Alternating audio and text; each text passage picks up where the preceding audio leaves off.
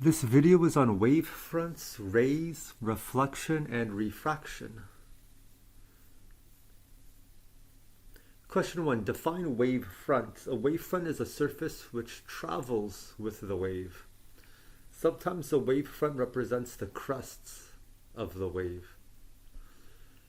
Question 2. Define ray. A ray tells us the direction a wave travels.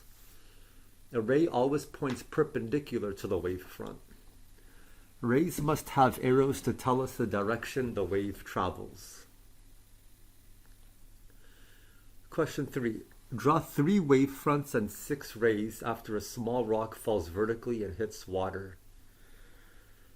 So imagine a rock hitting water, and then these circles, the very center of the circle is where the rock hit the water. So these circles are called wave fronts. They represent the crest of the wave. And these lines with arrows are the rays.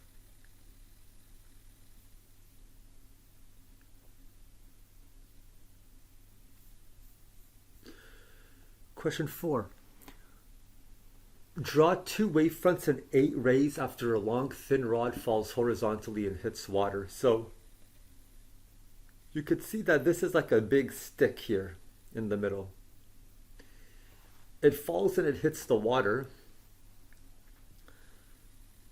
The wavefronts look like the 2 red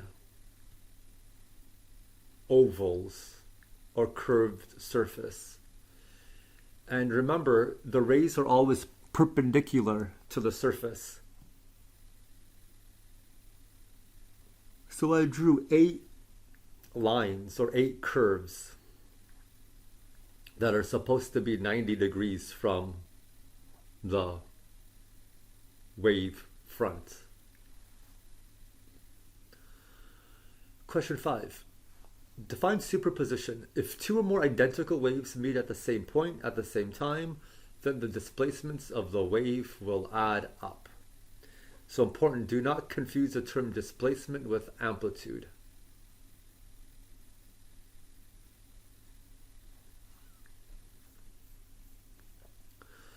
Question 6. Draw a before, during, and after image of 2 pulses on a rope traveling in opposite directions which go through constructive interference. Okay, so look at the first image on the top. Before interference, 2 waves with positive displacement move towards each other. During interference, the displacements of the waves add up. And then after this interference, it's like the 2 waves never interfered. The 2 waves will keep their same wave properties, like displacement, amplitude, wavelength, and period frequency. So you can see on the top image there's a wave going to the right, and then at the bottom image it continues to go to the right like nothing happened. And on the top image there's a wave going to the left, and on the bottom image there's the same wave going to the left. And after it interfered, after the 2 waves interfered with each other, once they passed each other, it's like they had their original properties.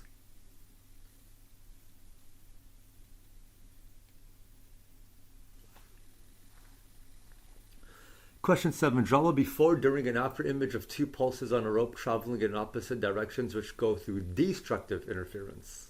Okay.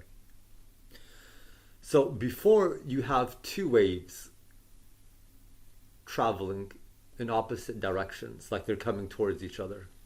One has positive displacement, one has negative displacement. During interference, the displacement of the 2 waves add up. So you have positive displacement plus negative displacement, same magnitude, opposite directions, they cancel. So you get 0 displacement. After interference, after the 2 waves interfere, it's like the 2 waves never interfered. The 2 waves still keep their same wave properties. So the wave with positive displacement moving to the right continues to move to the right, The wave with negative displacement moving to the left continues moving to the left like they were never communicating with each other.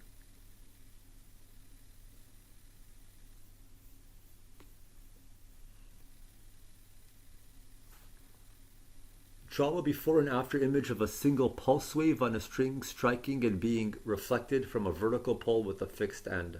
So, fixed means not moving.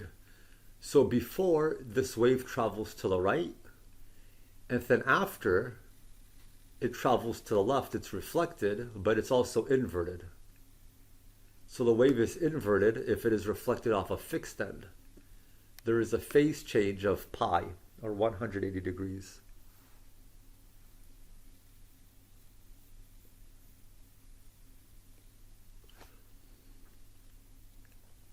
Question 9. Draw a before and after image of a single pulse wave on a string striking and being reflected from a vertical pole with a free or loose end.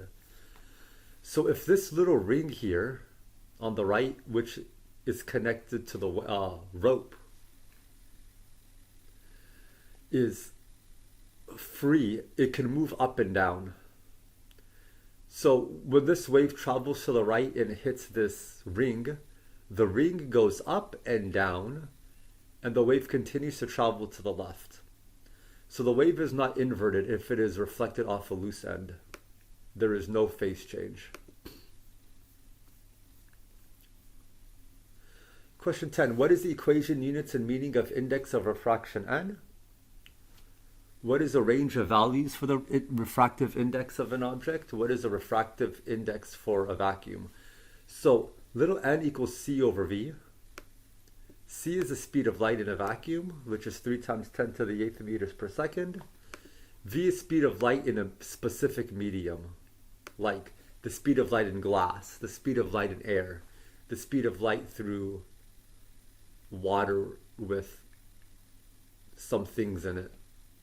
Little n is the index of refraction. It has no units. The index of refraction n is a ratio of the speed of light in a vacuum to the speed of light in a specific medium. And n is always greater than or equal to 1. For a vacuum, n is equal to 1.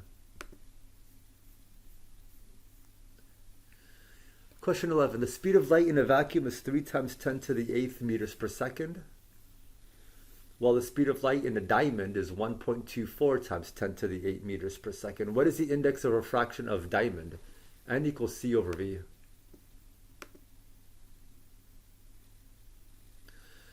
Question 12. The index of refraction of light in water is 1.33. What is the speed of light in water? So we know n equals c over v, solve for v. Question 13. Light, which has a wavelength of 450 nanometers, is moving through carbon tetrachloride with a speed of 2.056 times 10 to the 8 meters per second. What is the index of refraction of carbon tetrachloride? So the wavelength didn't matter. So that was extra unnecessary information. Part B, what is the frequency of this light wave as it passes through the carbon tetrachloride? So V equals lambda F. We were given lambda, we solved for V. I apologize, we were given lambda and we were also given V.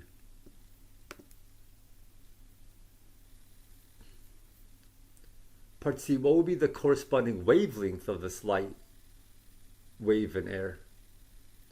So if light passes from one medium to another medium, then the frequency does not change.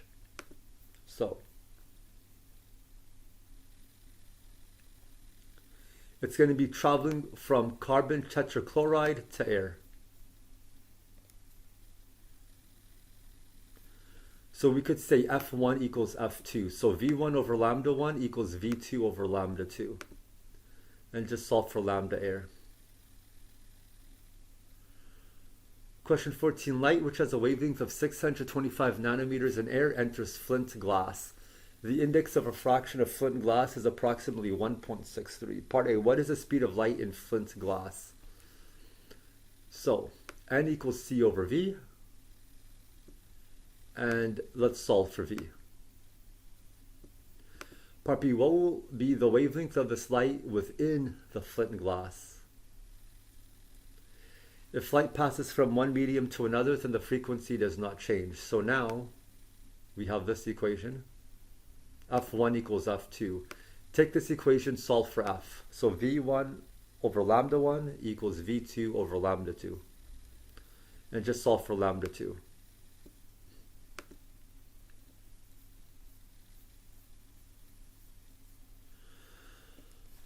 Part C, what is the frequency of this light within the flint glass? So V equals lambda F. If light passes from one medium to another, then the frequency does not change. So they want us to find the frequency. The frequency is the same. 4.8 times 10 to the 14.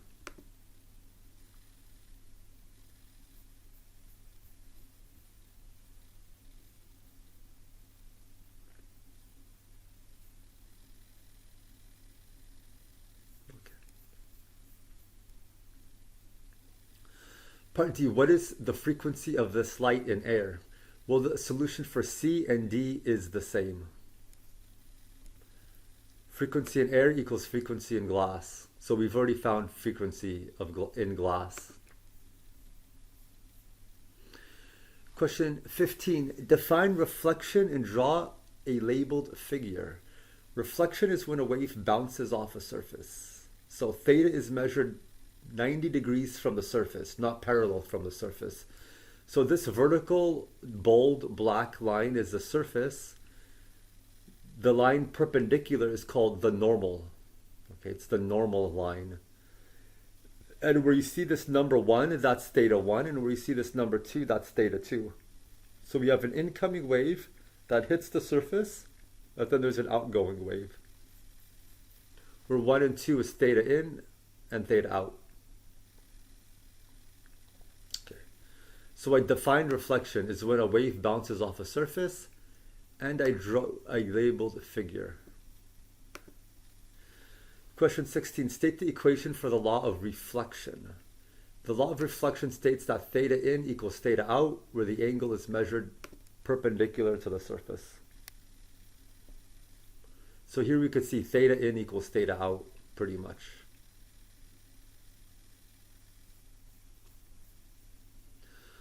Question 17, define refraction and draw a labeled figure. Do not confuse refraction with rarefaction. Refraction is when a wave travels from one medium or volume to another medium or volume. A popular example of refraction is a bending of a spoon or straw when in a half full glass of water. So play with this simulation. Go on this website and you could play with this simulation. As you could see, you could change on the bottom the index of refraction of the block. You could go from 1 to 2.5. So this light purple is air, this dark purple is like glass. It's like a medium.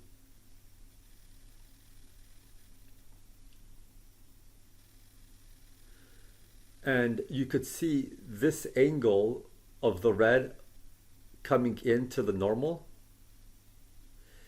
is equal to the angle when it's out from the normal. So play with this simulation. As you could see, they have an index of refraction of medium 1, an index of refraction in medium 2. And the angle in medium 1 is 45 degrees, and the angle in medium 2 is 26.95 degrees. Okay. Question 18. State the equation for refraction, Snell's law. So, also draw an image, I guess. Snell's law states that when a wave is traveling from one medium to another medium, n1 sine theta 1 equals n2 sine theta 2. We know n is equal to c over v, so put c over v on both sides. Divide both sides by c, and now we have this relationship. So remember, theta 1 and theta 2 are both measured from the normal, not the surface. And f1 equals f2. So imagine you have something that looks like this. Medium 1 is on the left, medium 2 is on the right. If a wave is traveling through air, bam, in medium 1, and it hits medium 2, and now it travels through glass on the right side, you see you're bending toward the normal. Because you go from fast to slow, you bend towards the normal here. Okay. So, question 19. Draw a detailed image of a ray traveling from a fast medium to a slow medium. So this is the same image. We have a vertical line in the middle. On the left-hand side, we're traveling through like a fast medium, like air. And on the right side, we have a medium that's slower than air, like glass. And rays traveling from a fast medium to a slow medium bend towards the medium. I'm sorry, bend towards the normal. The normal is a dotted line.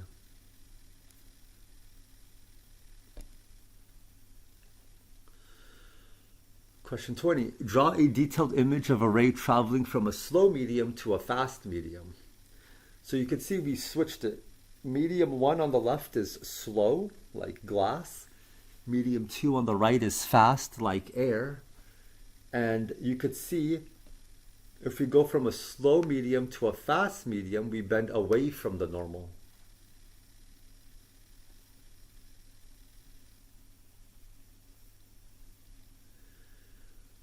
Question 21. Define dispersion and draw a labeled figure. Dispersion is when light travels into a prism and leaves as a rainbow. So there are many beautiful images about dispersion if you just go to a search engine's image section.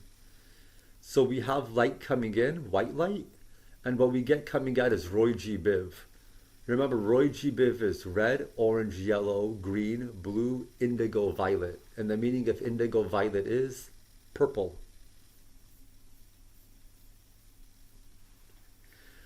Question 22.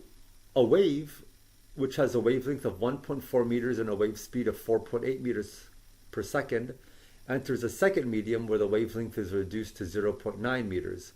What is a wave speed in the second medium? So we know V equals lambda f. When we go from one medium to another medium, f is the same. So just take this top equation and solve for f. V1 over lambda 1 equals V2 over lambda 2.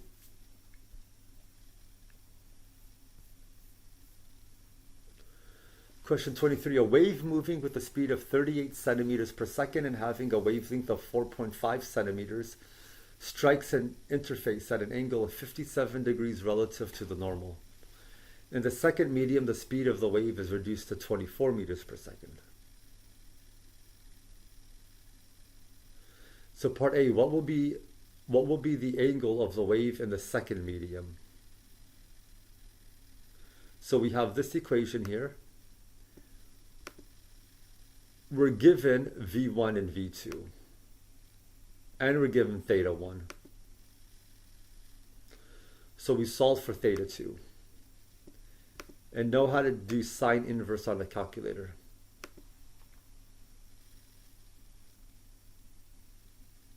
Okay. Part B. What will be the wavelength of the second medium? So V equals lambda f, f1 equals f2. So just solve for f in this first equation. V1 over lambda 1 equals V2 over lambda 2. And solve for lambda 2. Part C, what will be the frequency of this wave in the first medium? So V equals lambda f, solve for f.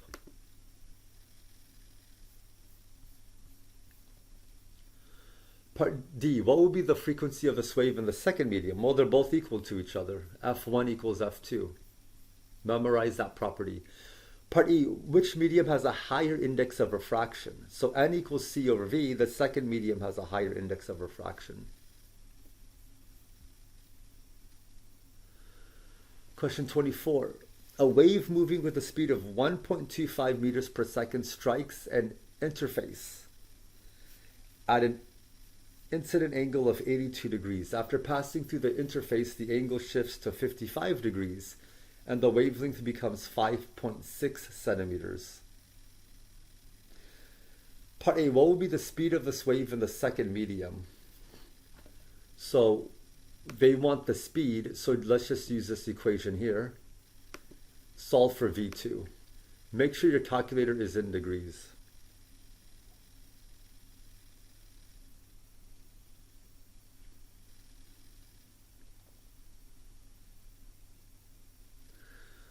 Part B, what would be the wavelength in the first medium? V equals lambda f, f1 equals f2.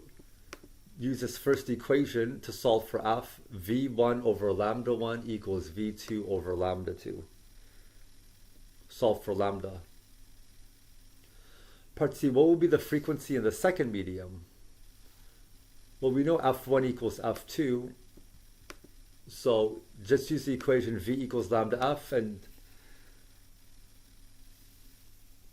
we could solve for f. Question 25. A light ray which has a wavelength of 580 nanometers strikes a horizontal interface going from air into flint glass. Given that the angle between the incident light ray and the normal to the interface is 47 degrees. The index of refraction of flint glass is approximately 1.63. So part A, what would be the corresponding angle in the flint glass? So n1 sine theta 1 equals n2 sine theta 2. We know little n in air is about 1. And we were given that little n in flint glass, the index of refraction is 1.63.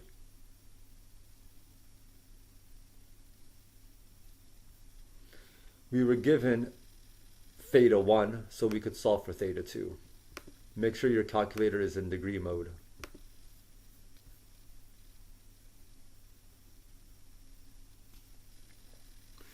Part B, what will be the wavelength of this light within the flint glass? V equals lambda f. So V1 equals lambda 1 f1, divide that by V2 equals lambda 2 f2. We know f1 equals f2. We could solve for lambda 2. Part C, what would be the frequency of this light within the flint glass? So V equals lambda f, solve for f.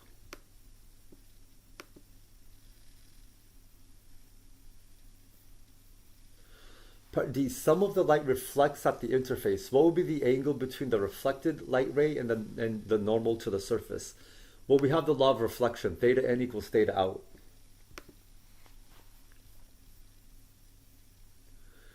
Question 26, a light beam traveling through glycerol, which has an index of refraction of 1.48, enters an interface at an angle of 67 degrees relative to the normal to the surface.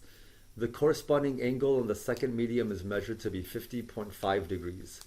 What is the index of refraction of the second medium? So just solve for N2.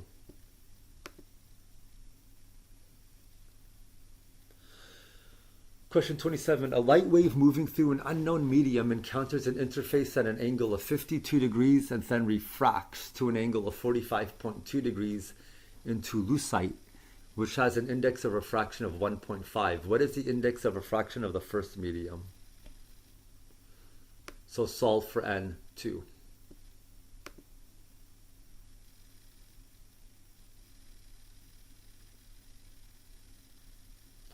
I apologize, this should be N1 here. N1, because they gave us N2 and theta 2, and they gave us N1.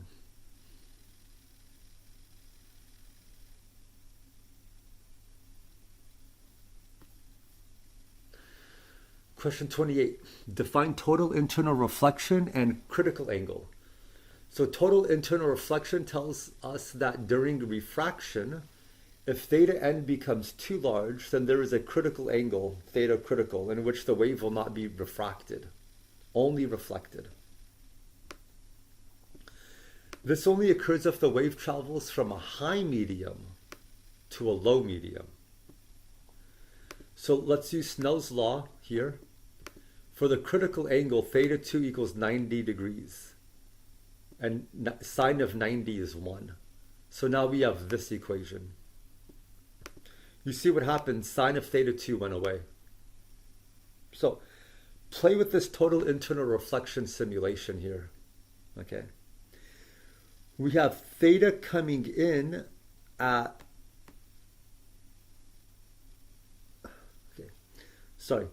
we have theta coming in going up, because critical angle only happens from going to a high medium to a low medium.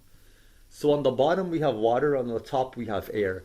As we increase theta, we have reflection, the thin line going back, and refraction. Here we're increasing theta, so we have reflection and we have refraction. Here we have now reached the critical angle.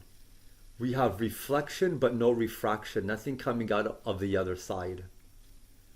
And here we've gone beyond the critical angle. Once again, you only get reflection, no refraction.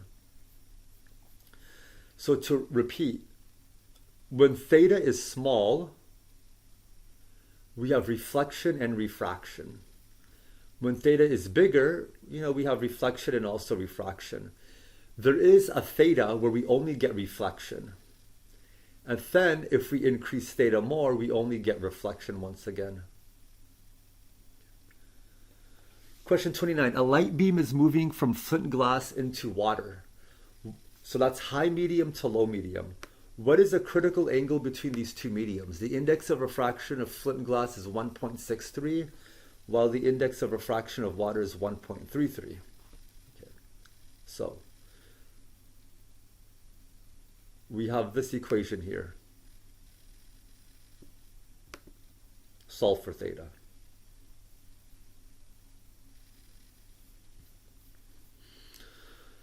Question 30. Determine the critical angle between the following two media. We got diamond and water. So we have this equation. We know theta 2 equals 90 degrees for critical angle. Okay. Recall that the light must travel from a high medium to a low medium. Make sure your calculator is in degrees. And we're solving for theta 1.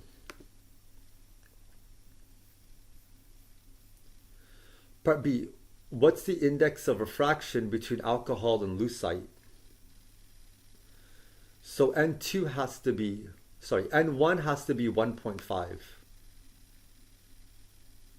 because that's the higher index of refraction. And 2 has to be 1.36, because that's the lower one.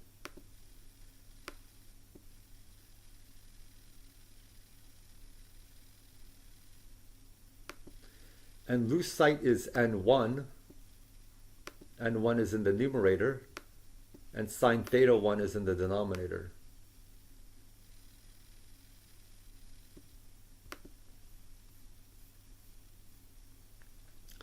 Finally, what's the critical angle between hot air and room temperature? So you could see they're almost the same. Little n goes from 1.02 and 1. So n equals 1.02 has a higher index of refraction. We always go from high density to low density. So hot air is going to be N1.